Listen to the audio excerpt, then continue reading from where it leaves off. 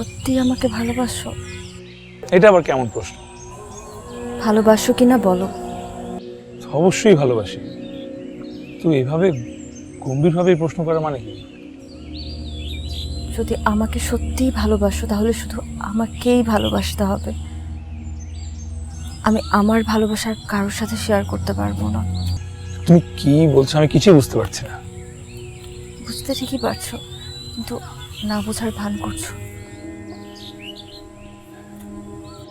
এভাবে ঘুরায় পেঁচা না বলে স্পষ্টভাবে বলো তো কি বলতে চাও। আমাকে ভালোবাসতে গেলে তোমার বেস্ট ফ্রেন্ড কাজলকে তোমার ছাড়তে হবে। কি?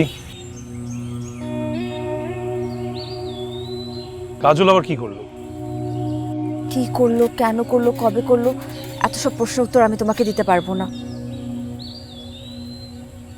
শুধু এতটুকু জেনে রাখো, আমাদের দুজনের মধ্যে যে কোনো একজনকে তোমার বেছে নিতে হবে। তোমরা কি জামা কাপড় নাকি আমি বাছাবাছি করবো? কি বলছো সেগুলা? কাজল হচ্ছে কি আমার ছোটবেলার বন্ধু, আমার বেস্ট ফ্রেন্ড, আর তুমি হচ্ছে আমার। কাজল যদি তোমার বেস্ট ফ্রেন্ড হয়ে থাকে তাহলে আমি তোমার কেউ না, এতটুকু জেনে রাখো। তিথি, তুমি কাজলকে ভুল বুঝতেছো। আমি আর কোনো কথা শুনতে চাই না মির্জা। আমার যা বলার ছিল আমি তা তোমাকে বলে দিয়েছি। সিদ্ধান্ত এখন তোমার হাতে।